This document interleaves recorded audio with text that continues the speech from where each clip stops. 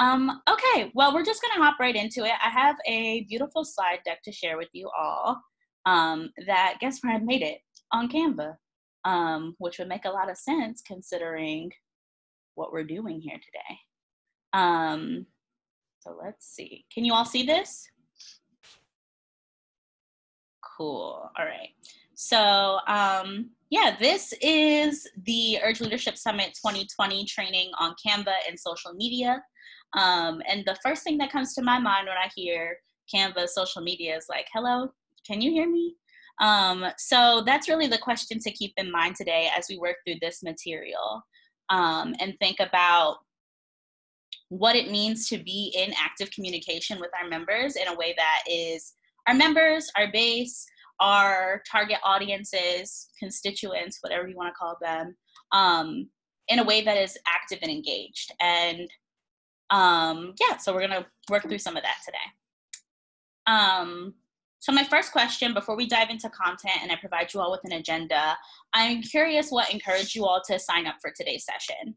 So if you could just use the chat and let me know if there's anything in particular that you're hoping to learn, if there's a particular interest that you have or skill set that you're looking to develop more that encouraged you to RSVP for today's workshop. I just want to know where y'all are at. Yeah. So if we could just take a minute and do that, that would be great because I want to see y'all's replies.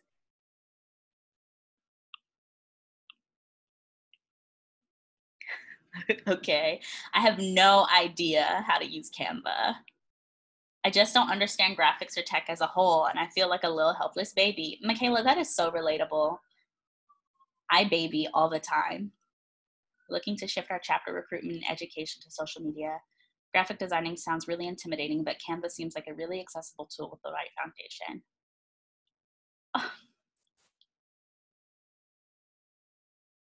Okay, these are so great. Also, thank y'all for like actually giving like full sentence replies. I love this. Y'all can ask anyone like on our team. I love Canva. Like I literally jump at the opportunity to make anything on Canva. And I will say, shameless plug, that I spent around 3.5 hours making this slide deck just because it was on Canva and so fun to personalize. And someone mentioned in the chat that Canva is really accessible. Sonia, you said that. Other people are echoing something that's very real, is that graphic design is intimidating as hell. We have these softwares. Today, I will not be talking to you about Photoshop, InDesign, Adobe Cloud, none of that. We're not there. Nah. Simple Canva, okay? So today I'm gonna be giving you all tips and tricks on how to work with Canva to make like some really dope personalized content that folks would really be like, yo, Shorty went to school for graphic design, you ain't know? So we're gonna work through it. Okay. So great. Thank you for engaging with me on that. Let me go back to my full situation. Got very excited. Sorry, y'all. This full slide deck is trying to pull itself up. And come on. Oh, here it is. LOL, girl. Okay. So this is the agenda that we're going to be working with today. Again, very simple. This training is in 2 parts. Part 1 is about having the conversation, creating the content, and that's where we'll do our primer on Canva. And then part 2 is on sending the message, posting on social media. And that's where we'll talk a little bit about the most effective ways to maintain active social media presence and also just like lighten the load. I think that there are some very basic but like taken for granted tips that we could use when managing social media. So something like even disseminating tasks or delegating tasks is super simple. But when it comes to social media, it's not typically our first thought when thinking about how to have like calm social media tasks and like presence. It can feel really overwhelming. So that is how it will go. We'll talk a bit about Canva. We'll get to a Q&A session at the end of my Canva tutorial where you all can ask any additional questions about things that I did not touch on. And then we can take a quick break and then come back and jump into the bit on social media.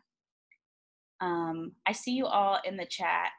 I'm gonna look just because I'm curious, but okay, great.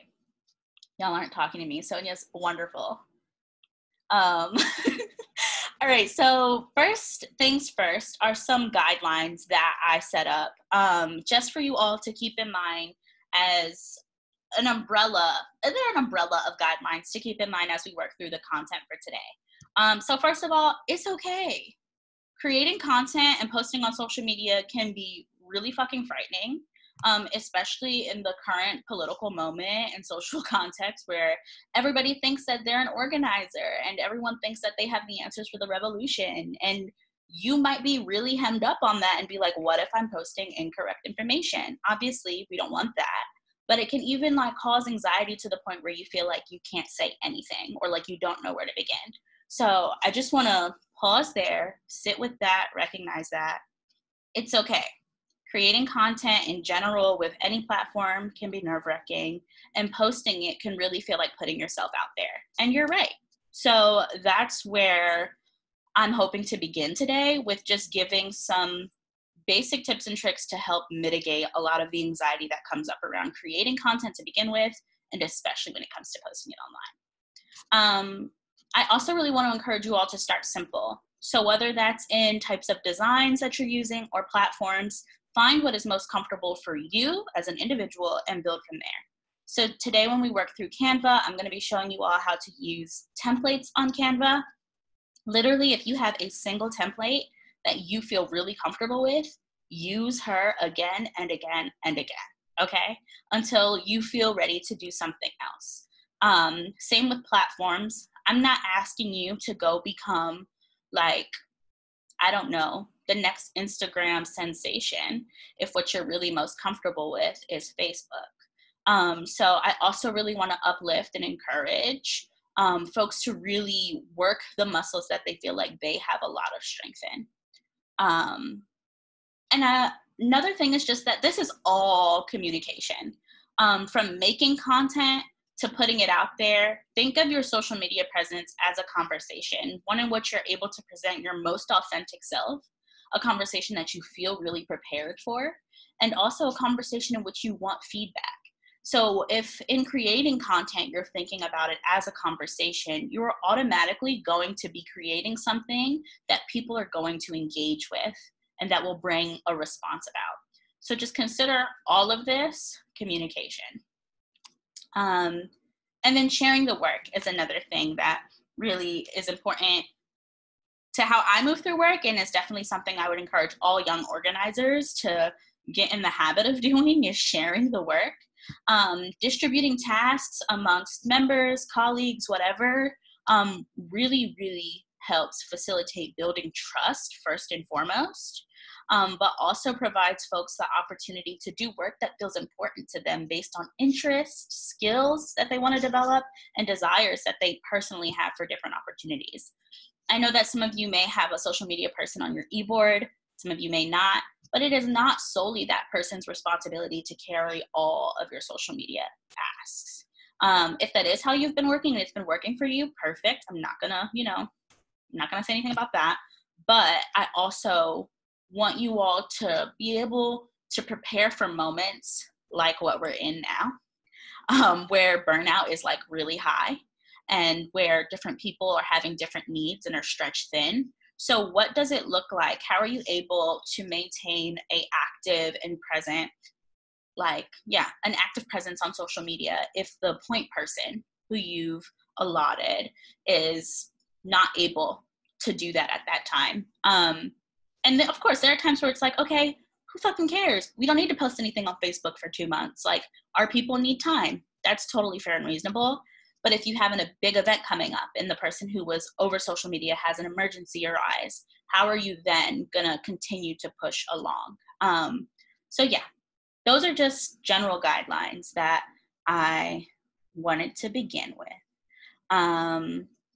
Before I move on, are there any questions like at the head of this? Anything that anyone feels the need to share? You're also welcome to come off mute and do that if so.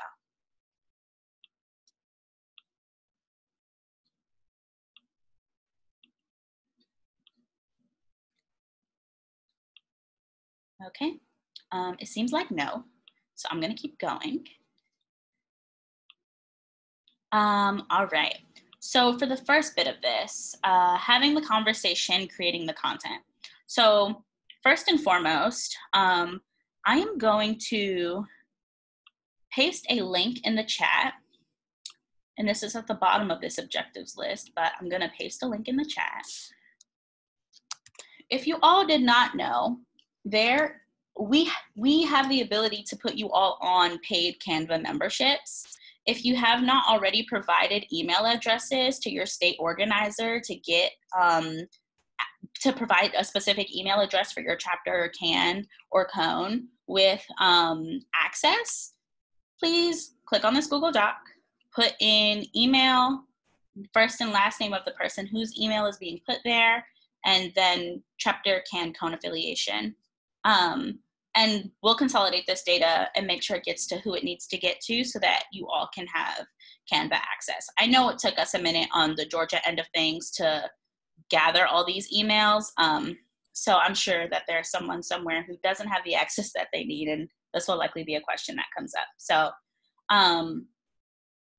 great. So the objectives for this section on having the conversation or creating content are really going to be to familiarize you all with Canva in a basic sense. Here I'm really focusing on using templates. So walking you all through on how to access and determine what are the most effective templates for you to use on Canva, as well as how to edit them in terms of like resizing them, changing color, fonts, and also how to select and find graphics that amplify your message. And then I'm also going to show you all how to make your own. Yeah, that is like it is very abbreviated. And then there'll be a portion for Q&As for you all to ask any questions in relation to anything that I don't touch on. Yes. So actually we're gonna play around on my computer screen together a bit. I'm gonna like live walk you all through accessing templates on Canva. So we'll come back to this PowerPoint, but for a second, I'm gonna leave this PowerPoint and go to templates on Canva and begin a walkthrough. Can I get some thumbs up, reactions on if that sounds good? If folks are like, that don't sound good.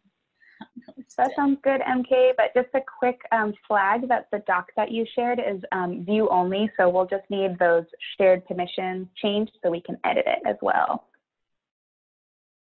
Let me tell y'all something. Okay, I'll do it. I will do that when folks go into breakout groups in a little while, and so we'll make sure we'll get it done before you all leave today. Thank you for flagging that, Sonia. Okay, great. Let me back out of this. And let's go to the home. Home is my favorite place. As a Taurus, home is my favorite place. So first and foremost, I just want to encourage you all to start off at home. When you log in to Canva, this is likely what you will see.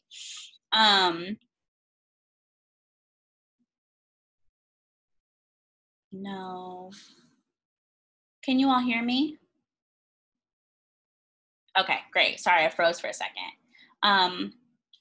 Yeah, so this is the home of Canva. Here you can see if it has like updated for you, which it should if you're accessing it through the browser, not through an app. Essentially, here in this top toolbar are all the different sorts of materials that you can create in Canva, and there are a lot. They have rapidly and massively expanded like their portfolio of options given COVID. and made a lot of materials accessible for educators and at distance learners currently.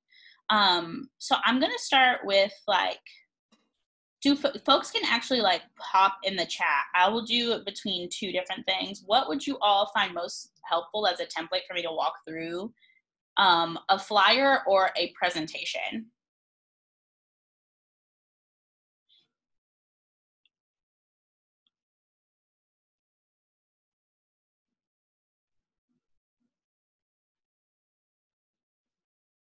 Okay. I need a couple more responses to have a really good idea of where you all are at.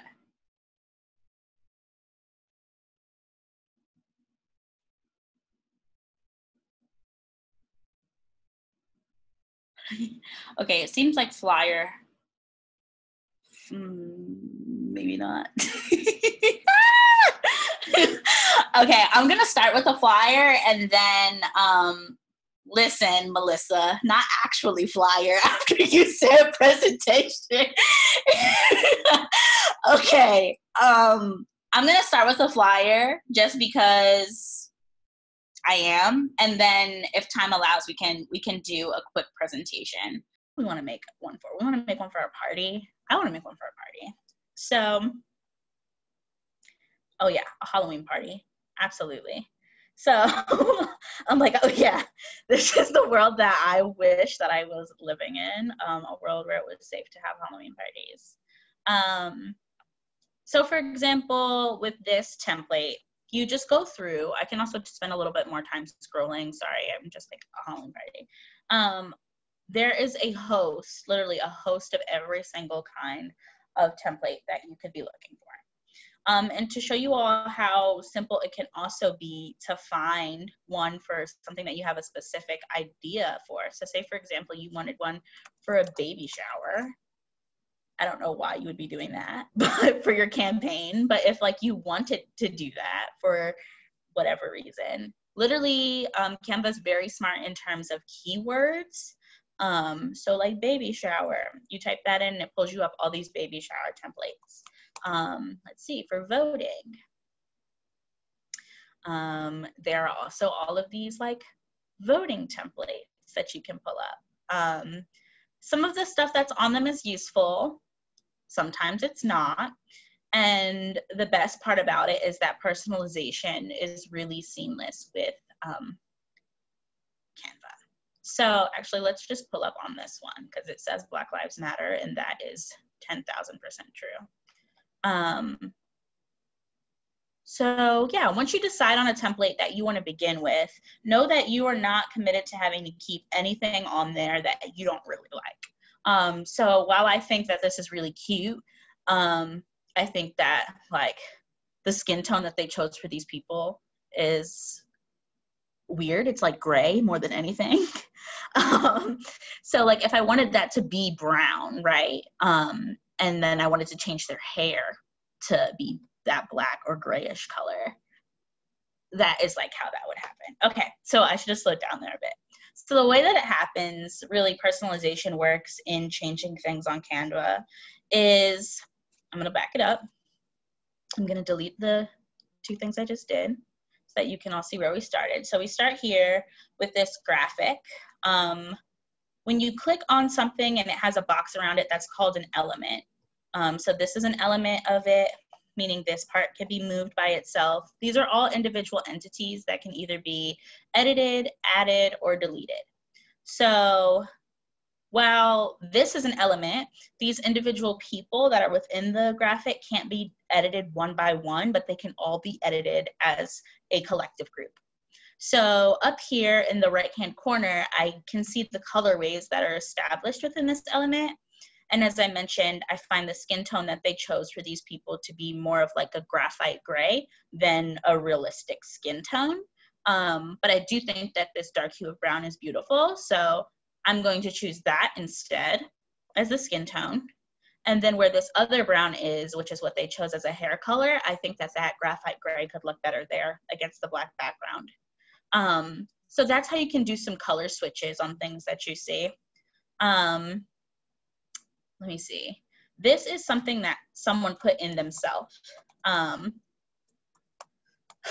So sometimes you can add elements from Canva itself and then edit the element, or you can make a text box like this and do these yourself. So I was going to show you how to access a template. Now I'm working through how to edit templates. So my favorite thing about Canva are the ridiculous amount of elements that they have available in terms of little graphics and stuff. Literally, you can see the amount of graphics that they have. They have some that are actually really cool. They have some that are really cool and that are just really responsive and in conversation to a lot of the things currently happening. So even typing in like BLM, okay, that wasn't a great search, but definitely when you type in the full Black Lives Matter in this search,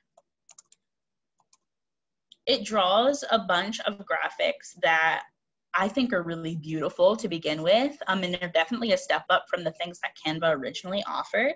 So they have Black people here of various skin tones, of different hair textures, different gender identities, different clothing, different body sizes and shapes, varying levels of just everything. It's so beautiful. And this is really one of my favorite places to just come and like find graphics and pull. So yeah, this is really the hardest thing about Canva is really making a decision about what it is that you want to be on your graphic. So it's often easiest to start, it depends on how your brain works. So for some people's brains, it would be easier to start with an image like this family, right? And then being able to place language to that around the event or the issue after seeing that image. So maybe you're like, I don't know what to say, but you see this image and you feel connected to it. And then you're like, okay, maybe the flyer can say something about community, or the flyer can say something about like connection. So sometimes folks' brains work that way. Other times, you know what you want something to say. You know you want something to say Black Lives Matter, but then you're like, okay, what do I want as the image? Or you know that you want it to say free the pill, and then you're like, what image? Canva makes it really easy in terms of being able to type in exactly what you mean and finding images that relate exactly to that. So I think that this is like, I got so excited when I like was making something on here at one point and saw the amount of like birth control imagery that they have on here for condoms and the pill, and for some reason sperm inside of condoms, and like babies wrapped in bassinets, and us like showing us how like the baby comes out. All this information that we may or may not need. I don't know why there's literally a cracked egg right here, y'all. Like, whose eggs look like that? I don't know. But it's really great with the amount of, yeah, they even have sex toy graphics. It's really just like, I don't know, user friendly, I guess is the language that I would use. Is this what I think it is? Okay. I'm pretty sure that's baby Jesus being born, y'all. I'm not even kidding. I'm not even kidding. But that is not what we were talking about. But yeah. Sorry, I'm being awfully goofy. But yeah, so that is something that is really the first thing that I like to share with people about working through Canva is using keyword searches. So first you have to figure out like what the hell you want to be talking about, which is that's the hardest part. And then once you have that, trying a couple of different keywords,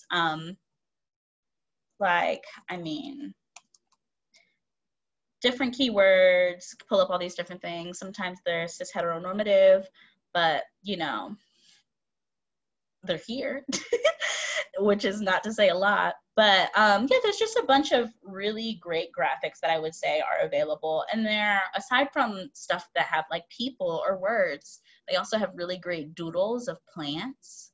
And those make me really excited. So they have this featured content. And under here, they typically have a bunch of really cute plants. Yeah. They also, I don't know if it's not showing on here the way it was showing on my Mac. They had it broken down by category with all of the zodiac stuff that they have. I don't know why it's not showing the same way. Some of these are also live animations, they're GIFs. And sometimes you can't see that until you put it on the screen. But yeah, there's just a bunch of really beautiful stuff on here. The ghost dog. Not even absent itself, Mary. Yeah, all of these are really, yeah. You all have me cracking up. But yeah, there's a lot of really dope stuff on here, and I feel like I keep saying that, but as someone who has done a lot of social media work for a long time, I think that Canva is the most impressive tool that I've ever come across in terms of the things that are available inside of it. So even using things like Adobe Spark, you have to like use a lot of stock images or download your own images. Paid Canva accounts, at least, have so much content already available for you inside of them. So that's really what I wanted to point to. Are there any specific questions that are coming up for people with this first bit of the template conversation? I do have a portion for Q&A later, but I also am happy to take them as they come.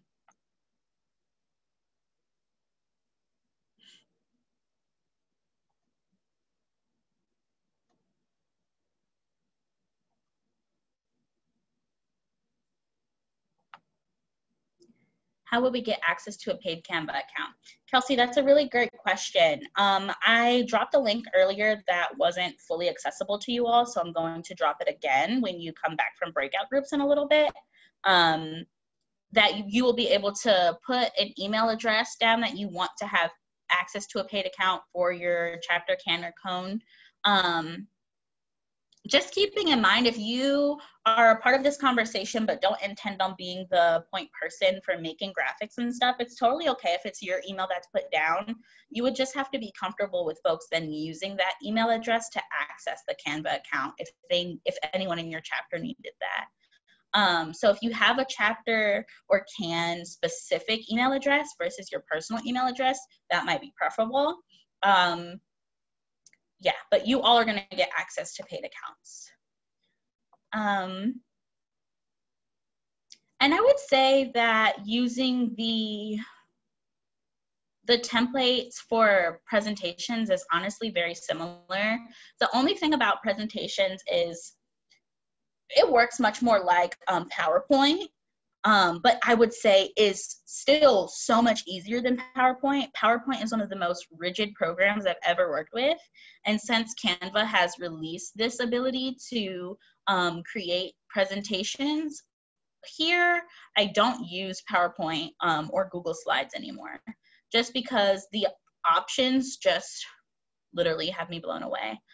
So over time, you end up getting like these for you presentations that are like recommendations based on the styles and things that you've used, and a really great starting point. They're all so pretty.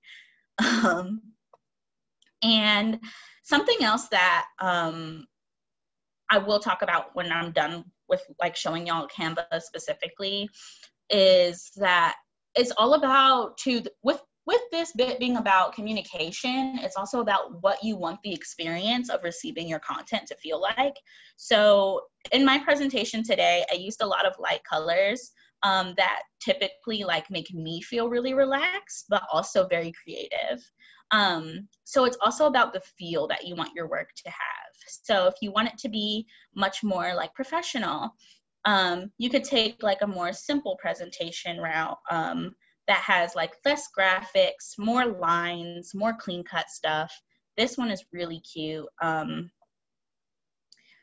And see, these are all GIFs and they like move around. It's really cute. But yeah, like there are all of these. I'm repeating myself again and again. It's just so cute, y'all. Okay. Yeah, let's go back to my actual presentation. And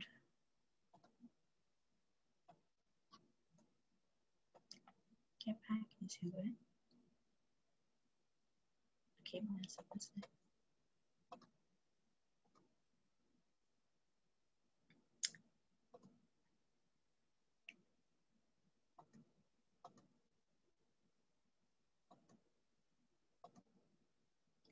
oh yeah, so this was what you were supposed to see before we went into the little Canva thing, but you know that didn't happen. So.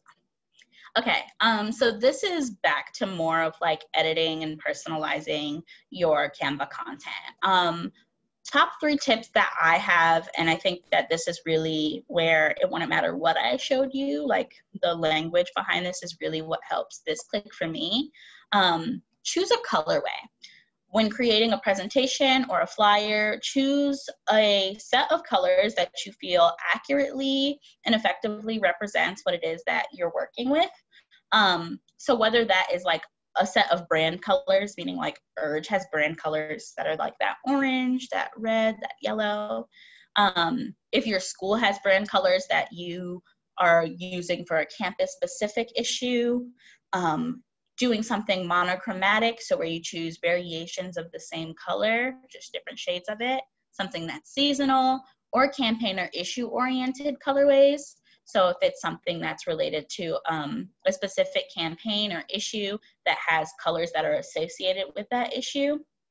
So like if the issue is around like trans rights, using the trans flag colors are a way to just in general spice up your content and make it more relatable, as well as something that just like keeps the attention of the person who is engaging with it.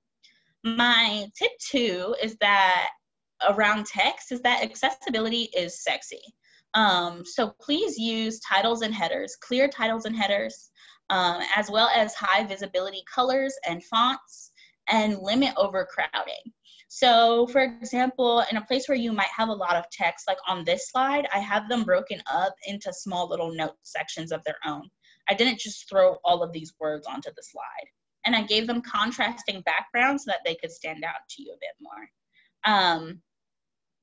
And then tip 3 is to use graphics to fill in negative space. So whether that's icons, logos, symbols, or headshots, you can see here around where I was encouraging you all to choose colorways. I put this little blob. Around accessibility, I put these fire glasses. And around using icons, I put this hand with the trans flag.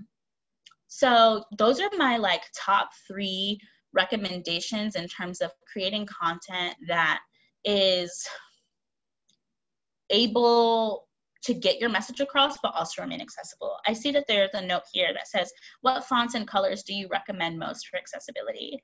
So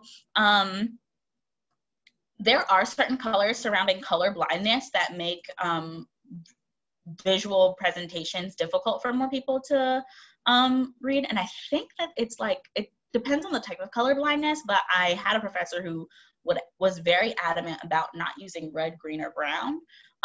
So admittedly, I need to do some more work into figuring out what colors folks have difficulty with, but looking into like what hues of colors for color blindness.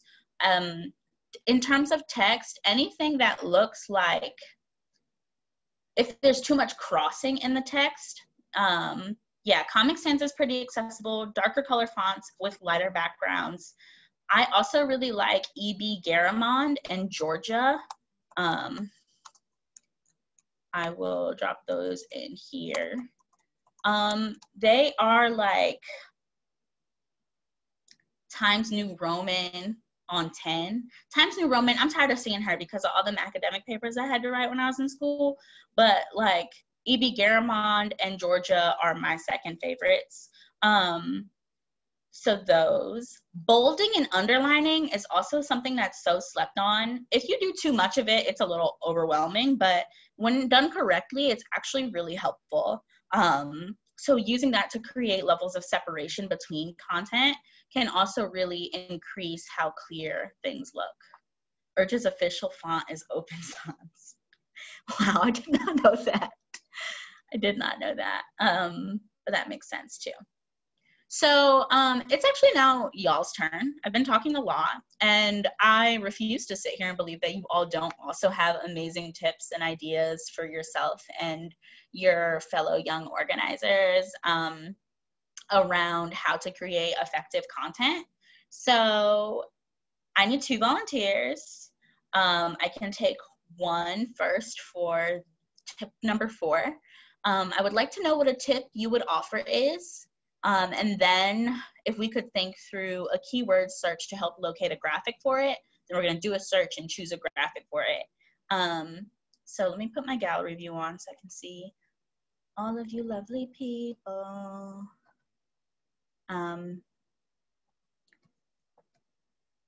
This computer hates me. Who wants to do it, y'all? Who wants to give a tip? Just unmute yourself, please. Sarah? Yeah, hi. I'm Sarah Libb, pronouns she, her. I'm a part of URGE UA, University of Alabama in Tuscaloosa's chapter. And a tip I have, because I'm the communications coordinator, and I've done this, is send your graphic to 1 or more people, because sometimes stuff makes sense to me, and then I'll send it to someone, they're like, oh, the date's wrong. Or someone has given me the wrong date, and then I look at the template and I'm like, that's not the date we're doing this event. Or someone's like, the text is hard to read. Or, maybe we should change this about it. So I would say have someone else proofread it, someone who maybe knows what your event is for, just to make sure that it's accessible, even to those who have 20/20 vision, because, some text is easier to read than others. So that's my tip. Thank you so much. That's really dope. And I'm going to type that in here. You're at the University of Alabama? Yes.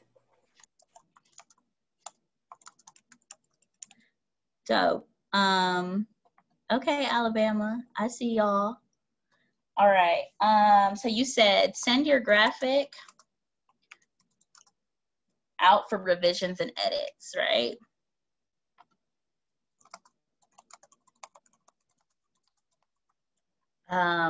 Yeah, you said proofreading. Proofread. Typos are real. Okay, so now Sarah, what would be your recommendation for searching for a little graphic for this? What would you say we should type into the element search? Typing, or maybe typewriter, since it's editing. Okay. So there are all these cute little typewriter graphics. Are there any that catch your eye? If not, we can try another keyword. I like the multicolored one. I think it's this fun. one? Cool. So this was a little placeholder.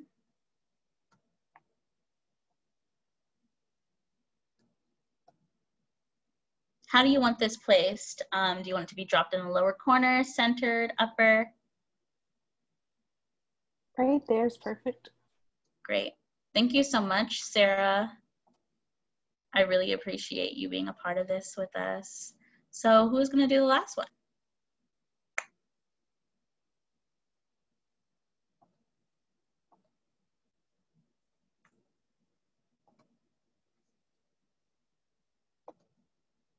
Hello?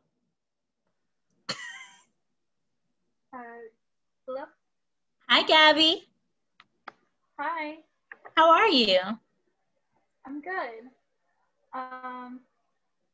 So one tip that I would offer is to save versions of of the graphics that you make to multiple places. So like if you have an org email, save it in your drive, save a version there, and make notes of what you use and what kinds of fonts, because it helps with turnover and kind of keeping your group's brand together. That is really great advice, Gabby. Thank you so much for that. And Gabby, where are you calling in to join us from today? I'm from Wichita, Kansas. Okay. And I'm with the CAN here. Dope. Thank you so much. Yeah. Did I spell Wichita wrong, y'all? Yeah, it's W-I. Yeah.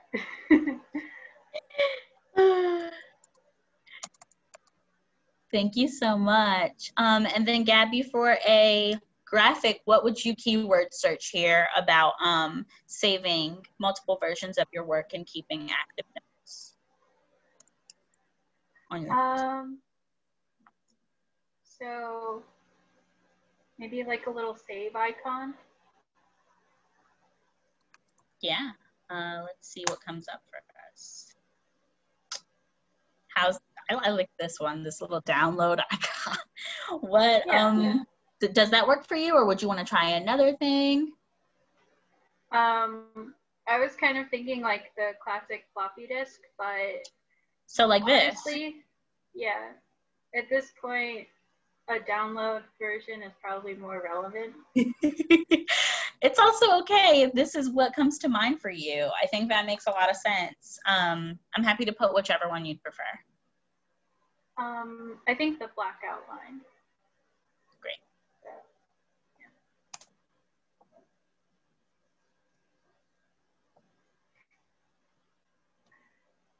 And is there a way that you would like this placed particularly?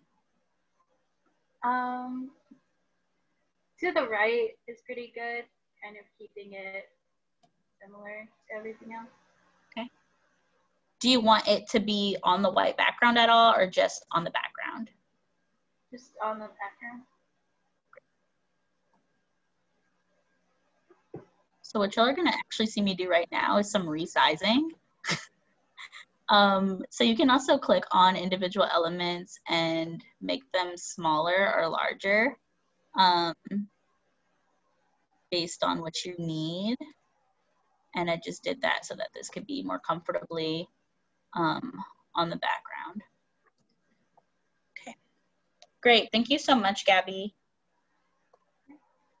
All right, y'all. It is 4:04, so time is a rolling. And I'm gonna hop back into this.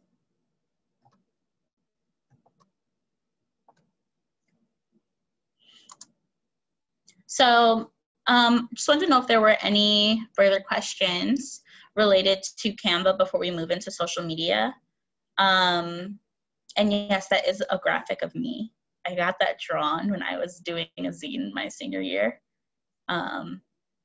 So are there any questions related to Canva?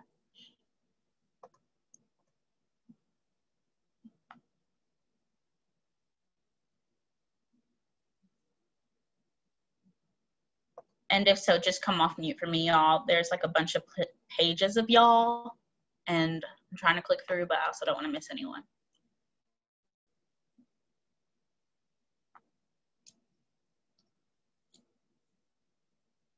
Okay, I'm gonna keep moving then. If I missed you, please just hop in the chat. I just want to respect folks' time. Okay, so final bit here is on sending the message, posting on social media. There are 3 objectives surrounding this portion particularly with posting on social media. So I'm hoping by the end of this presentation, you all will have a clear understanding of what it means to define and reach your target audiences, as well as being able to identify most useful platforms and tools to promote your message, as well as developing methods for maintaining active social media presence. This is the part of our conversation where you all are actually going to be broken up into breakout rooms with specific campaign issues and tasked with collaboratively working through defining who the target audience for each issue is, as well as what would be the most useful platform to promote messages related to or content related to the campaign issue, as well as what would be the most effective methods for maintaining active social media presence. Just for a recap, based on things that I may or may not have mentioned throughout this call so far, is that some of the best ways to maintain active social media presence are having multiple admins, queued posts, and using threads, stories, reels, all of these various things, reposting content. And that is just for you all to have for notes when in these breakout groups and considering. Yeah, so I'm gonna put you all in breakout groups. I would say essentially y'all can take like 10 minutes and define who your target audience would be for each of these issues, what platforms you think would be most useful, and a plan for remaining engaged, and then coming back and sharing out with everyone. So that would be great. Sonia is actually going to do the breakout groups because Sonia is a heaven sent. So we're going to do that. And then we'll come back here around, let's say like 4:20. And yeah, we'll drop the campaign. I'll drop the campaigns in the chat. So based on campaign 1, sorry, I didn't read through these. Campaign 1 is for Free the Pill, which calls for radically lowering or eradicating the cost of over-the-counter oral contraceptives and having no age restriction. Campaign 2 is in support of and promoting the shutdown of ICE facilities as corrupt and unjust entities that infringe upon reproductive rights. And campaign 3 calls for all colleges and universities to suspend in-person classes and activities until it is safer and without disproportionate harm on Black and Brown communities to resume. So I will post these in the chat as you all are in the groups. And then Sonia, as you break up groups, if you could just like label them campaign 1, 2, 3, and that's how folks know where they're at. Hey, lovely people. Thank you so much for doing that activity. How was it? It was good. Nice to talk to one another. Okay. I should share my screen again. Give me one moment.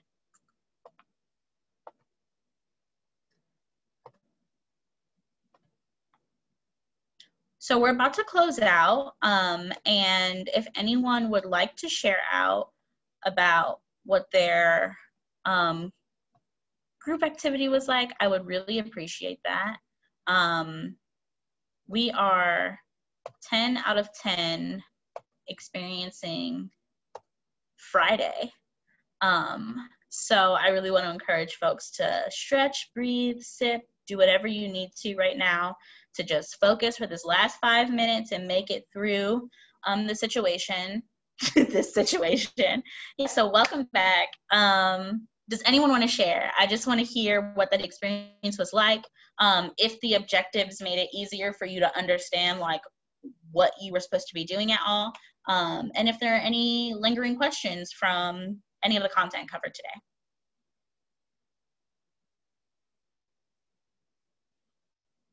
You can just come off mute and talk to me.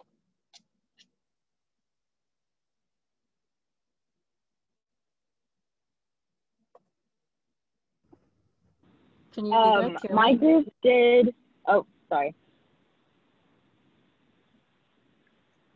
Melissa, do you want to go first, and then Maya, you can go? Thank you. That works.